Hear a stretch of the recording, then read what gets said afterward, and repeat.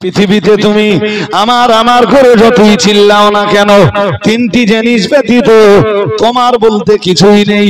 আল্লাহ পাকের রাসূল এক নম্বরে বললেন, মা আকালা ফা আফনা। এই গলা কাটতেছে, গলা কেটে যাচ্ছে। মা আকালা ফা আফনা, আল্লাহ পাকের রাসূল বললেন, মা আকালা ফা আফনা, এক নম্বরে বললেন বান্দার তো এক নম্বরে ওইটা যেটা সে খেয়ে হজম করে ফেলেছে। দুই নম্বরে বললেন আওলা বিসাফা আবলা, পরিধান করে করে করে করে বান্দা যেটা ছিঁড়ে ফেলেছে ওইটা তার। সুবহানাল্লাহ। আমার গায়ে যে জামাটা রয়েছে খুব বেশি হলে ৫-৭ বার পরেছি, তার বেশি নয়। আমি মরে যাবার পরে কেউ না কেউ এ জামাটা পরিধান করার সম্ভাবনা আছে না নেই? এটাও আমার না, এটাও আমার কোনটা? যেটা আমি মরার পরও আর পড়তে পারবে না, ওইটা আমার। কি সুন্দর করে রাসূল জানিয়েছেন। ৩ নম্বরে বান্দা মনে রাখো, আমি আল্লাহ পাকের রাসূল বলছি, আওলা বিসাফা আবলা আও আতা ফাকতানা। মুহাম্মাদুর রাসূলুল্লাহ সাল্লাল্লাহু আলাইহি ওয়াসাল্লাম ৩ নম্বরে বললেন আও আতা ফাকতানা। আল্লাহ পাক নবীজি সাল্লাল্লাহু আলাইহি ওয়াসাল্লাম قال الصدقة ترد البلاء وكما قال عليه الصلاة والسلام।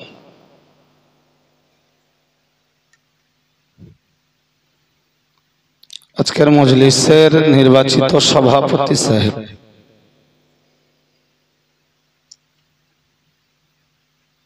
আমন্ত্রিত ওয়াইদিনে কেরাম, বিদায়ী বক্তা,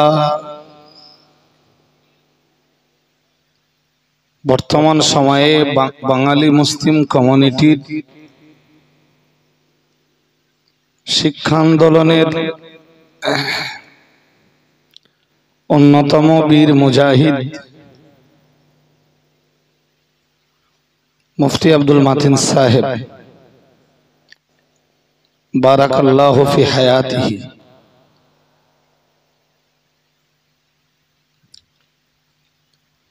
প্রধান অতিথি সর্বজন শ্রদ্ধেয়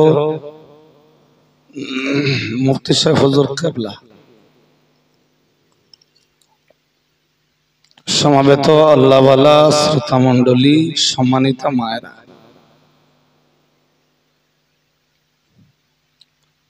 আল্লাহ পাকের দরবারে শুকরিয়া যিনি আজকের মজলিসে আমাদের সকলকে হাজির করেছেন। বলুন আলহামদুলিল্লাহ।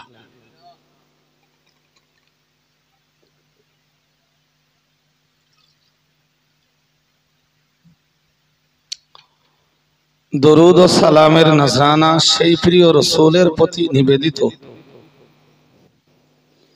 যিনি শাফিউল মুযনিবিন, ইমামুল মুত্তাকিন, রাহমাতুল লিল আলামিন। আল্লাহ মঞ্জুর করুন, বলুন আমিন। হুজুর এতক্ষণ কি ওয়াজ করেছেন আমার নলেজে কিছু নেই, এমনকি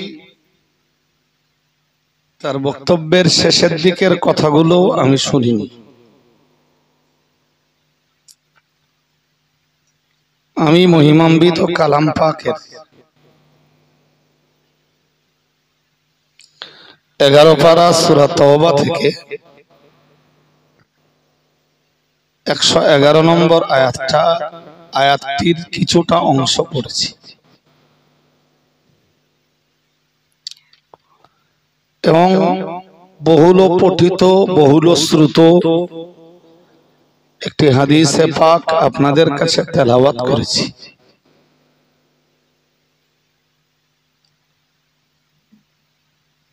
পঠিত আয়াত এবং হাদিসটিকে সামনে রেখে নির্দিষ্ট সময় অবধি কিছু কথা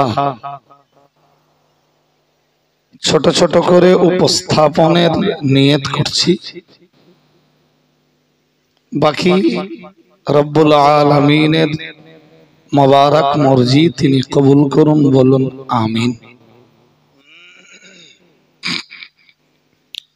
আর একটু আওয়াজ দিয়ে সবাই বলুন আমিন। বিসমিল্লাহির রহমানির রহিম। ইন্নাল্লাহা আশতারা মিনাল মুমিনিনা আনফুসাহুম ওয়া আমওয়ালাহুম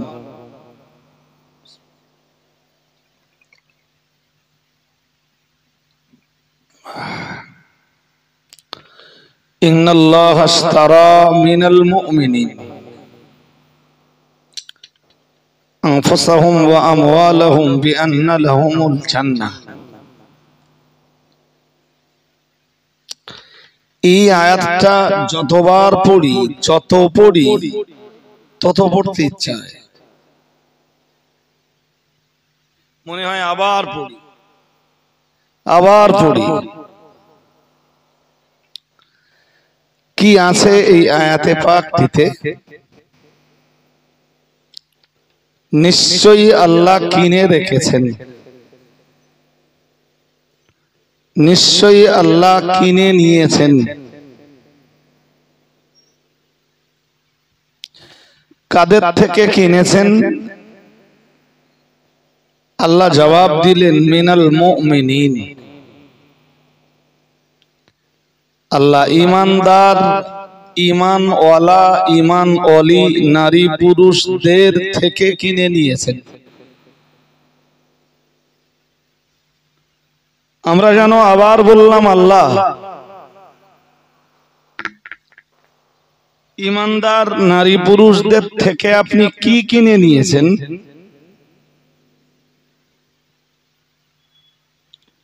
আল্লাহ রাব্বুল আলামিন বললেন আনফুসাহুম, তাদের জীবন কিনে নিয়েছি। সুবহানাল্লাহ। আমরা বললাম আর কি কিনে নিয়েছেন আল্লাহ? আল্লাহ বললেন ওয়া আমওয়ালাহুম, আর আমি তাদের মালও কিনে নিয়েছি।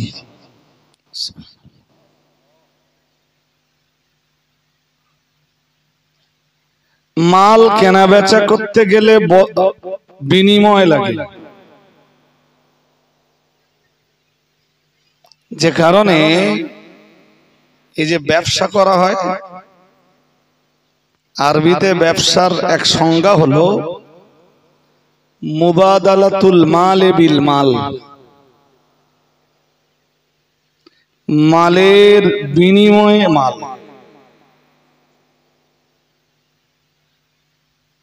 এর নাম ব্যবসা।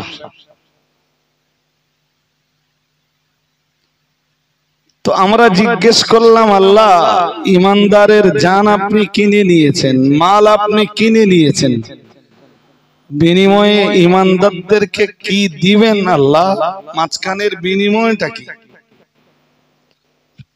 আল্লাহ জবাব দিলেন বিআন্না লাহুমুল জান্নাহ। মহান আল্লাহ বললেন বিনিময়ে আমি তাদেরকে জান্নাত দান করব। আর একটু মন খুলে বলুন, ঈমানদারের জীবন আমার রাস্তায় খরচ হবে, ঈমানদারের জীবনের সময় আমার রাস্তায় ব্যয় হবে, ঈমানদারের অর্থ আমার রাস্তায় ব্যয় হবে, তবেই আমি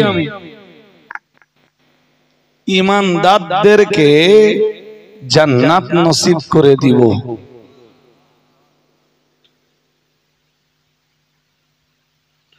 দেখুন, পৃথিবীর কিছু মানুষের জীবনের সময় একরকম মোটেই আল্লাহর রাস্তায় খরচ হয় না। দুটি জিনিস আল্লাহ কিনে নিয়েছেন। একটা জীবন, জীবন বলতে জান বলতে জীবনের সময়।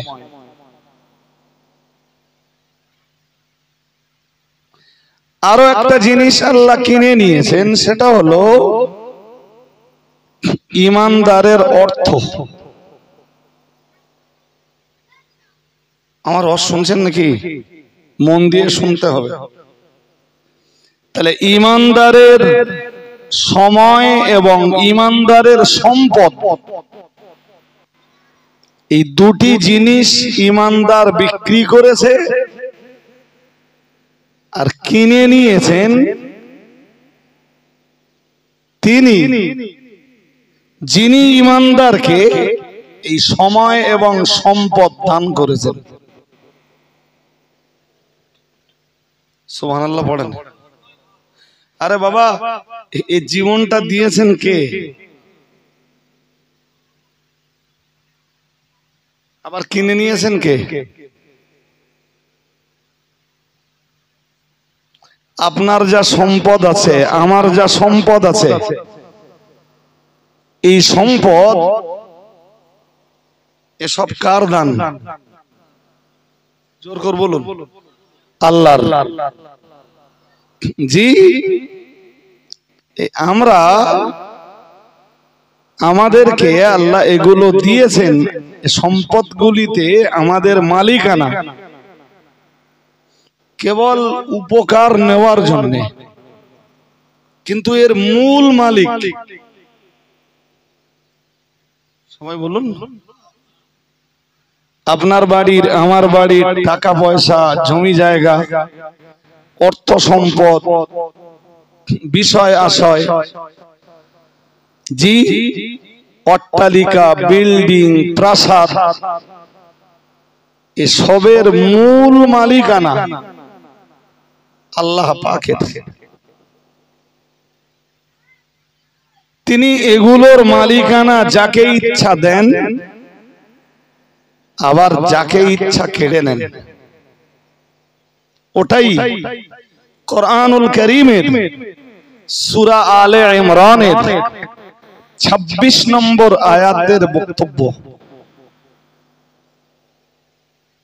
কি আছে? আমি সূরা আলে ইমরানের 26 নম্বর আয়াতের তাফসীর করতে গেলে আজকে পারবো না।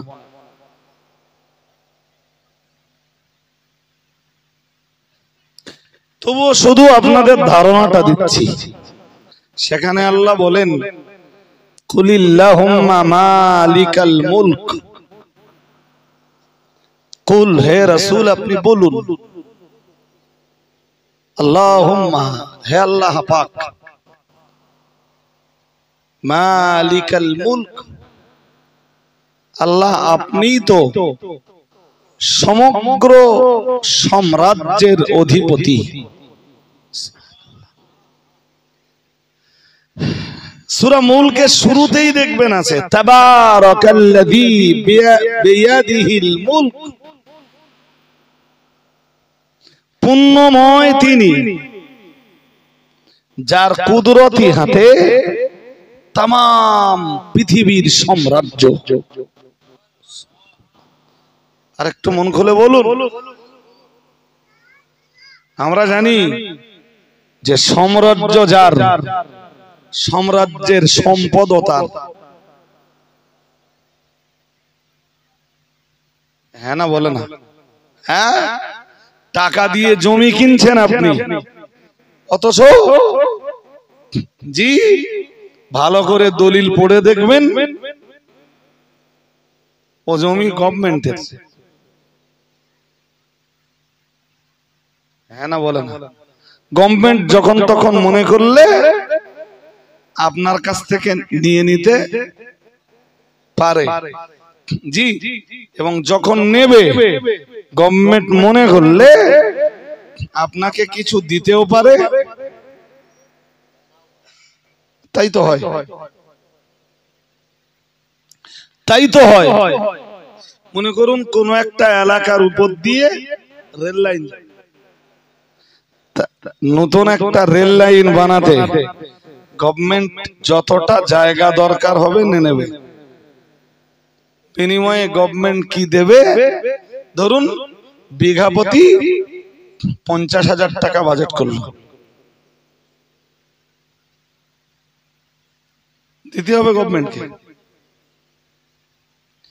তাহলে সোজা কথায় সাম্রাজ্য যার, সম্পদ তার। তাই যদি হয় জি, তাহলে এই তাম সাম্রাজ্যের মালিকানা কার? আল্লাহর। তাহলে তাম সম্পদের মালিকানাও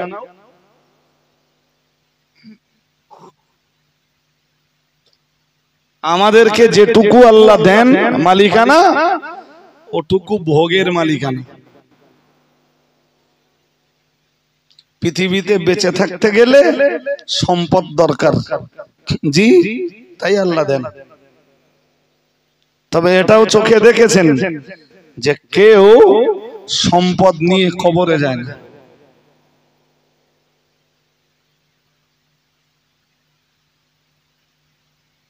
কেউ যায় না। চক্করগাছিতে বহু ধনী লোক, বহু গরিব লোককেও যেমন কবর দিয়েছেন, বহু ধনী লোককেও তেমন কবর দিয়েছেন। কখনো দেখবেন না যে গরিব শূন্য হাতে কবরে যাচ্ছে আর ধনী টাকা পয়সা সোনা দানা নিয়ে কবরে যাচ্ছে। দেখেছেন? 50 বিঘে জমির মালিক, বাট ওর জায়গা 3.5 হাত।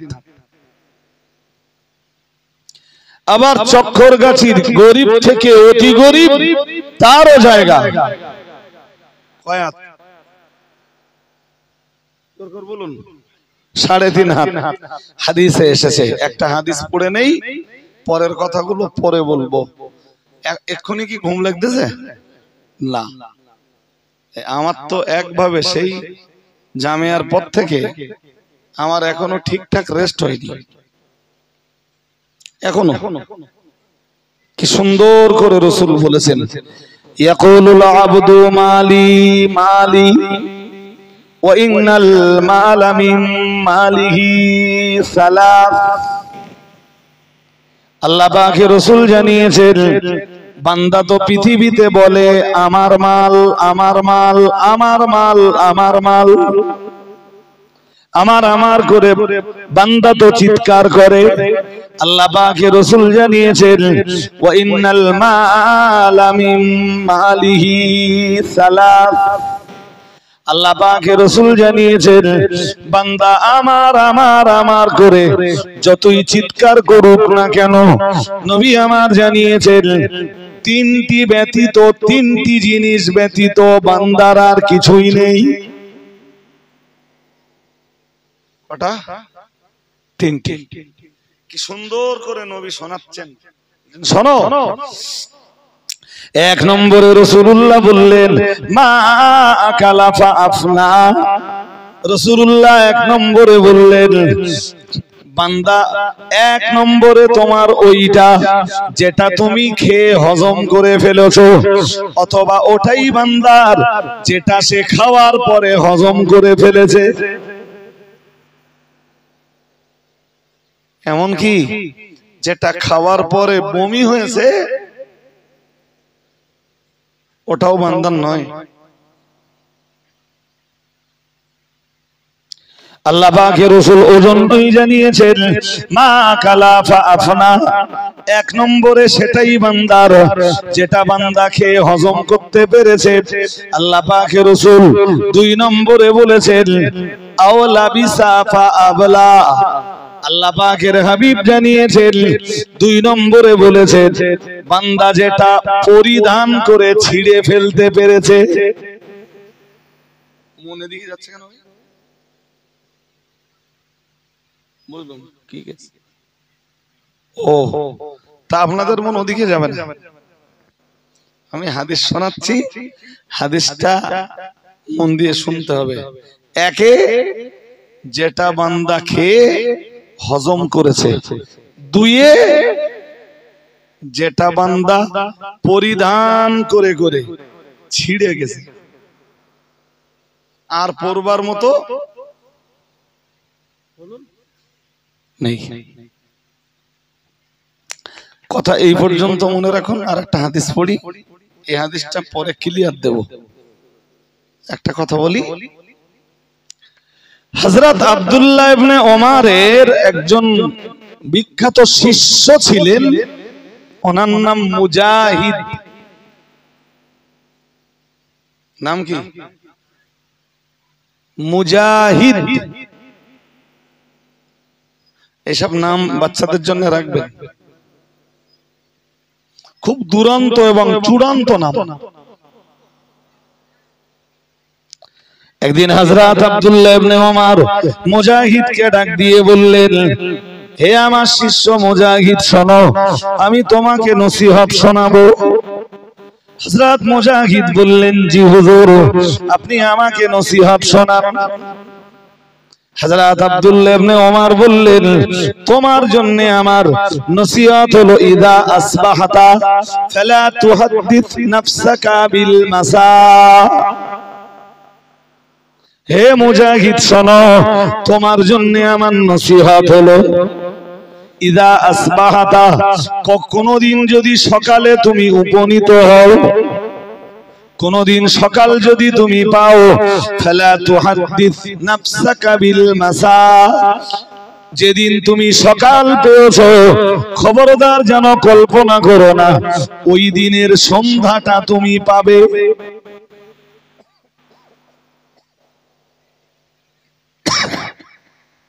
শুনছেন নাকি? সকালটা পেয়েছো, কল্পনা করো না সন্ধ্যাটা পাবে। এটাও হতে পারে যে সন্ধ্যা আসবার আগে আগেই তুমি দুনিয়াকে ছেড়ে দিয়েছো,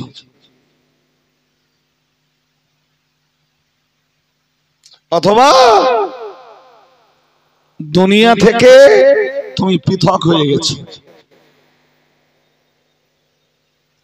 হযরত মুজাহিদ বললেন, হযরত মুজাহিদকে ডাক দিয়ে হযরত আব্দুল্লাহ ইবনে ওমর বললেন, হে মুজাহিদ শোনো, ইদা আমসাইতা ফালা তুহাদ্দিস নাফসাকা বিল মাসা, আর ফালা তুহাদ্দিস নাফসাকা বিস সাবাহ। হযরত আব্দুল্লাহ ইবনে ওমর বললেন, হে মুজাহিদ, কখনো যদি সন্ধ্যায় উপনীত হও, কোনদিন যদি এমন ঘটে সন্ধ্যাটা তুমি পেয়েছো, পরের দিন সকাল তুমি পাবে, এটা যেন কল্পনা করো না। কারণ সকাল তুমি নাও পেতে পারো। হ্যাঁ না বলেন? তাই তো হয় না? হয় না? যে লোকগুলো মরে কবরে চলে গেছে ওরা সকাল পায়, সন্ধ্যা পায় না, সন্ধ্যা পায়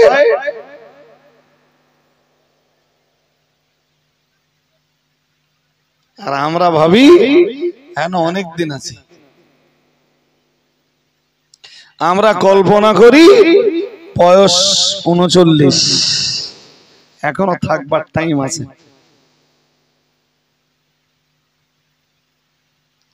হযরত আব্দুল্লাহ ইবনে ওমর বললেন, তাহলে যেদিন সকাল পেলে ওই দিন সন্ধ্যার কল্পনা করো না, যেদিন সন্ধ্যা পেলে ওদিন সকালের কল্পনা করো না। পরে আবার একটা নসিহত করলেন, হে মুজাহিদ, ফাইন্নাকা লা তাদরি ইয়া আবদাল্লাহ মা ইসমুকা গাদান। হে আব্দুল্লাহ, হে আল্লাহর বান্দা, তুমি তো নিজেই জানো না আগামী কাল সকাল বেলায় তোমার নাম কি।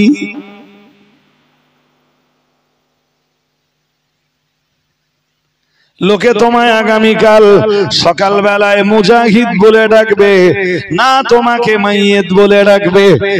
তোমাকে লোকে মুজাহিদ বলে ডাকবে না তোমাকে লাশ বলে ডাকবে? এটা তো তুমি নিজেই জানো না। ঠিক না বেঠিক বলবেন তো? আমি এখন যদি মারা যাই, জি কালকে কাটিয়াহাটের লোকেই আমার বাড়ি যে বলবে লাশ কোথায়।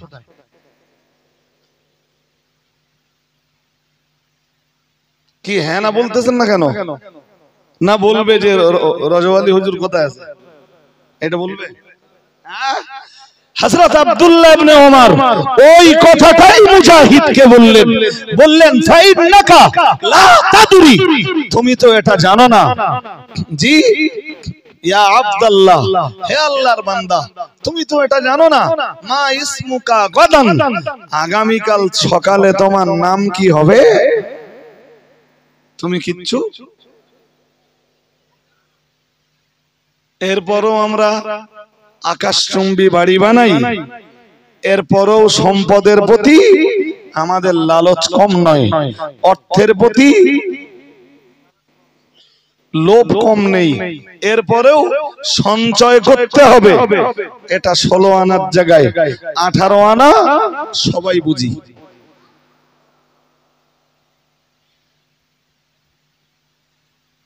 চলুন দেখে নেই